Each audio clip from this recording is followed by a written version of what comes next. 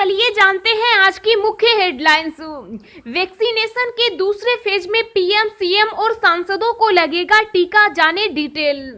अब बकरियां लाएंगी महामारी, संपर्क में आने वाले इंसान हो रहे निमोनिया का शिकार, जा चुकी है 95 जाने। स्टूडेंट्स को टैब स्मार्टफोन के लिए 10,000 रुपए, 15 लाख को विधवा और वृद्धा पेंशन देने का ऐलान। खुशखबरी, अब ट्रेन टिकट पर मिलेगा 10% का डिस्काउंट, जानिए कैसे।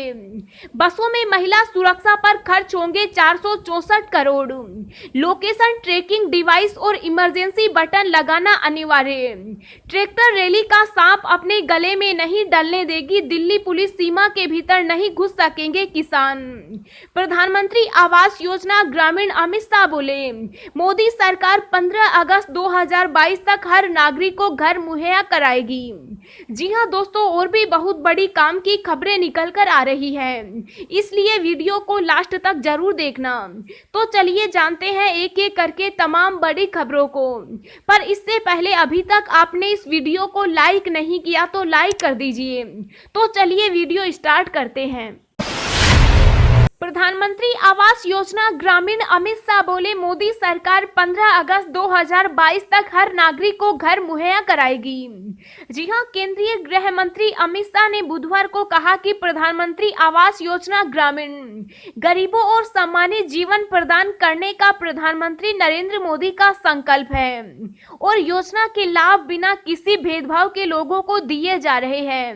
अमित शाह ने कहा कि उन्हें पूरा विश्वास है कि प्रधानमंत्री नरेंद्र मोदी के नेतृत्व वाली केंद्र की भाजपा सरकार 15 अगस्त 2022 तक देश के हर नागरिक को घर मुहैया कराएगी। शाह ने अहमदाबाद के सीलज में 1 किलोमीटर लंबे ओवरब्रिज के वर्चुअल उद्घाटन के दौरान यह बात कही। शाह ने कहा, जिस तरह से हमारी भाजपा सरकार देश में ग्रामीण के साथ साथ शहरी क्षेत्रों में भी आवास परियोजनाएं चला रही है, मुझे पूरा भरोसा है कि 15 अगस्त 2022 तक देश में सभी को रहने के लिए एक घर की सुविधा होगी। नरेंद्र मोदी सरकार ने 10 करोड़ से अधिक किफायती आवास प्रदान किए हैं। उन्होंने कहा, हमारे प्रधानमंत्री नरेंद्र मोदी की ओर से उज्ज्वला योजना के तहत 13 करोड़ से अधिक गरीब परिवारों को गैस सिलेंडर प्रदान किए गए। हमारी सरकार ने देश के सभी गांवों में बिजली पहुंचाई और अब हम 2022 तक देश के हर घर में पानी की कनेक्टिविटी प्रदान करने की दिशा में काम कर रहे हैं। ट्रैक्टर परेड का सांप अपने गले में नहीं डलने देगी दिल्ली पुलिस, सीमा के भीतर नहीं घुस सकेंगे किसान। जी हां, गणतंत्र दिवस पर किसान संगठनों द्वारा प्रस्तावित ट्रैक्टर परेड को लेकर कई तरह की चर्चाओं का बाजार गर्म है। एक तरफ किसान संगठन ट्रैक्टर परेड की तैयारियों में जुटे हैं, तो वहीं दूसरी ओर दिल्ली पुलिस भी इसे लेकर एक अचूक रणनीति बना रही है। केंद्र सरकार के एक अधिकारी की माने तो दिल्ली पुलिस किसानों की ट्रैक्टर परेड को दिल्ली की सीमा में घुसने ही नहीं देगी। दिल्ली के चारों तरफ जो ट्रैक्टर या आने वाले दिनों में जिनके इस आंदोलन में शामिल होने के आसार हैं, वे दिल्ली के बाहर ही रहेंगे। एक सवाल पर शीर्ष अधिकारी का कहना था कि भले ही किसान संगठनों ने यह भरोसा दिलाया है कि वे शांतिपूर्वक तरीके से बाहरी रिंग रोड पर ट्रैक्टर परेड निकालेंगे, वे राजपथ से बहुत दूर रहेंगे। किसान संगठनों का कहना है कि 1 लाख से ज्यादा ट्रैक्टर परेड में शामिल होंगे। करीब 1 लाख बाइक भी आ सकती है। एक ट्रैक्टर पर कम से कम 5 लोग बैठेंगे, मतलब 5-6 लाख लोग दिल्ली के भीतर आ सकते हैं। इस आंदोलन को लेकर खुफिया एजेंसियों के पास जो इनपुट है उसके मुताबिक ट्रैक्टर परेड को दिल्ली के भीतर नहीं आने दिया जाएगा।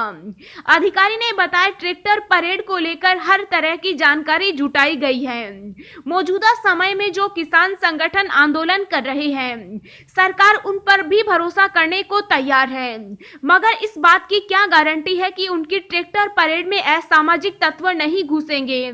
जैसे जैसे 26 जनवरी निकट आ रही है, वैसे ही अमेरिका, ब्रिटेन और कनाडा से खालिस्तानी संगठन के फोन आने की रफ्तार बढ़ने लगी है। इन देशों से भारत विरोधी संगठनों के लगातार फोन आ रहे हैं। इन फोन कॉल में सीधे तौर से गणतंत्र दिवस पर कोई धमाका करने जैसी धमकी दी जा रही है। यह भी कहा जा रहा है कि इस तरह की घटना के लिए भारत सरकार जिम्मेदार होगी। वैक्सीनेशन के दूसरे फेज स्टेज में पीएम, सीएम और सांसदों को लगेगा टीका, जाने डिटेल। जी हां, देश में कोरोना वायरस के खिलाफ वैक्सीन प्रोग्राम शुरू हो चुका। सरकार ने पहले चरण में स्वास्थ्य कर्मियों को शामिल किया है।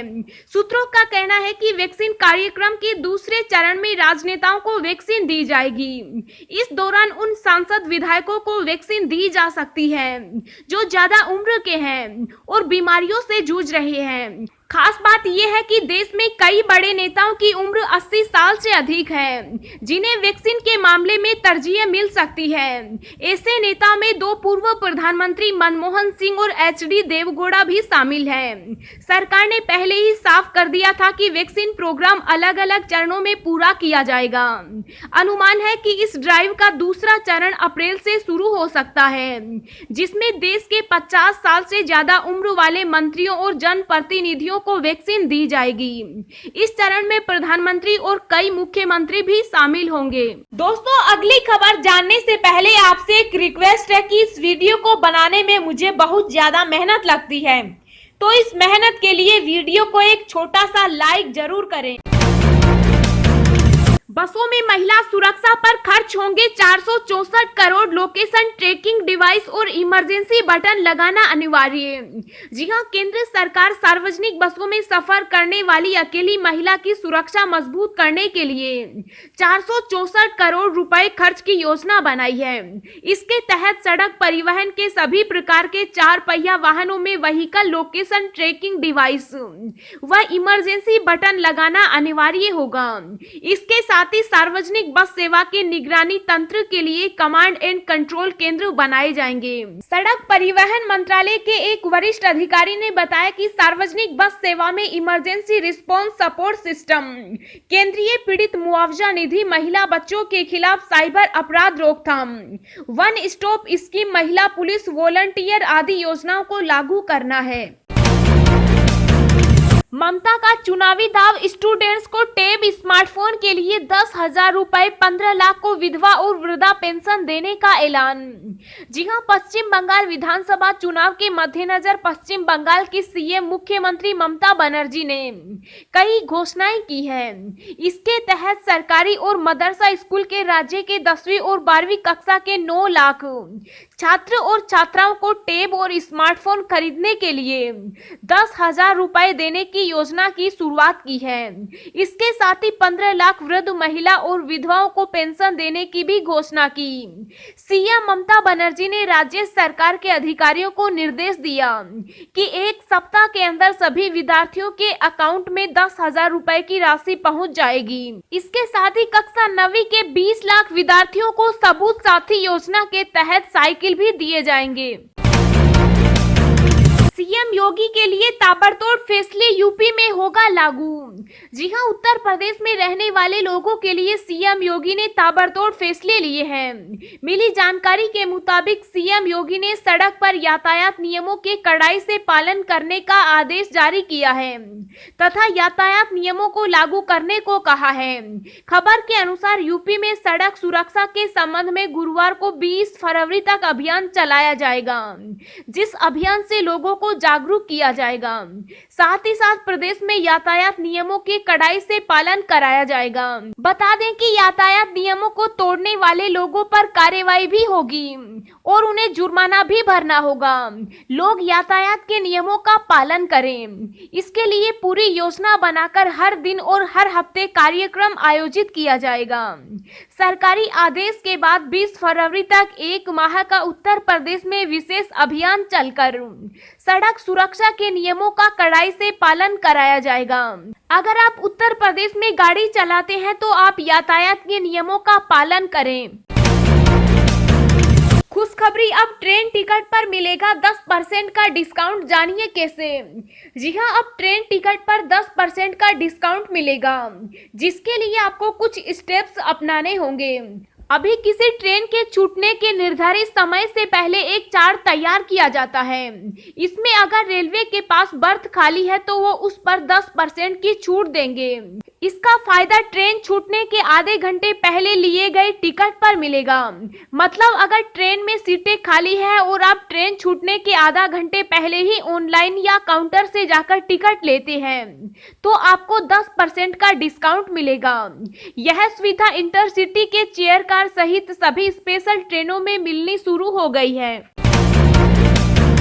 खाते में जल्दी अपडेट करें पेन डिटेल्स वरना डेबिट कार्ड पर नहीं मिलेगी ये सुविधा। जी हां, देश के सबसे बड़े सरकारी बैंक भारतीय स्टेट बैंक ने अपने करोड़ों ग्राहकों के लिए अलर्ट जारी किया है। एसबीआई ने डेबिट कार्ड के जरिए बिना रुकावट के इंटरनेशनल ट्रांजैक्शन का लाभ लेने के लिए खाता धारकों से बैंक में अपना पेन नंबर अपडेट करने को कहा है। एसबीआई ने सोशल मीडिया के जरिए अपने आधिकारिक ट्विटर हैंडल से ट्वीट करते हुए कहा, इंटरनेशनल ट्रांजैक्शन में परेशानी हो रही है। एसबीआई डेबिट कार्ड के जरिए बिना रुकावट विदेशी लेनदेन का आनंद लेने के लिए बैंक के रिकॉर्ड में अपनी पेन डिटेल को अपडेट करें। वहीं अगर ऐसा नहीं करने पर एसबीआई ग्राहक एटीएम, पीओएस, ई कॉमर्स पर इंटरनेशनल ट्रांजैक्शन नहीं कर पाएंगे। क्लाइमेट चेंज से लेकर मेक्सिको वॉल तक राष्ट्रपति बनते ही जो बाइडेन ने पलटे ट्रंप के ये 8 फैसले।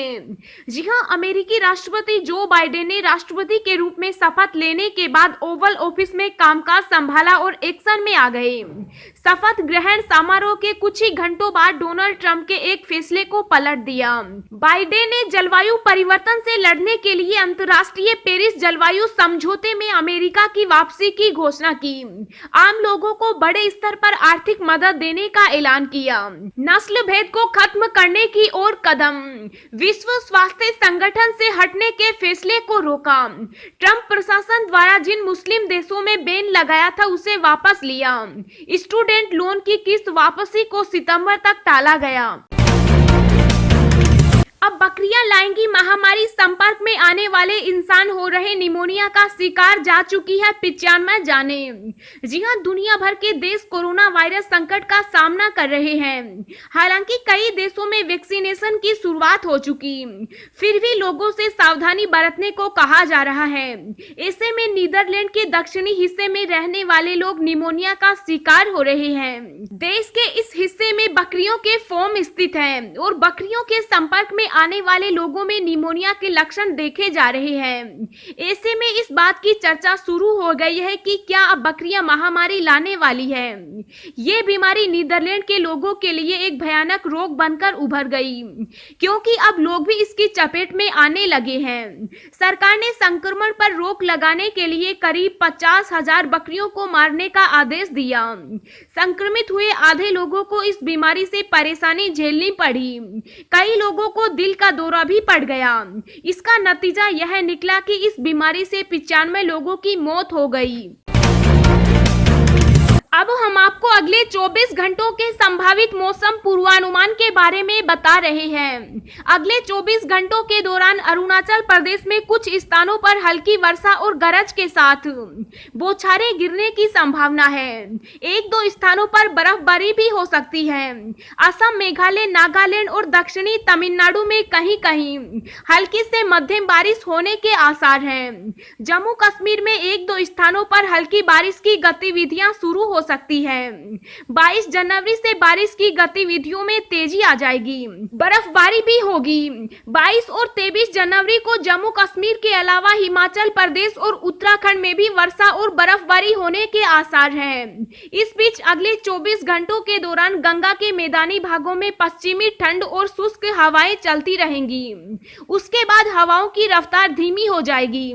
साथ ही हवाओं की दिशा में परिवर्तन होगा, जिससे उत्तर पश्चिम भारत और गंगा के मैदानी इलाकों में तापमान में वृद्धि दर्ज की जाएगी। अगले 24 घंटों के दौरान उत्तर भारत के भागों में कोहरे में कमी आएगी।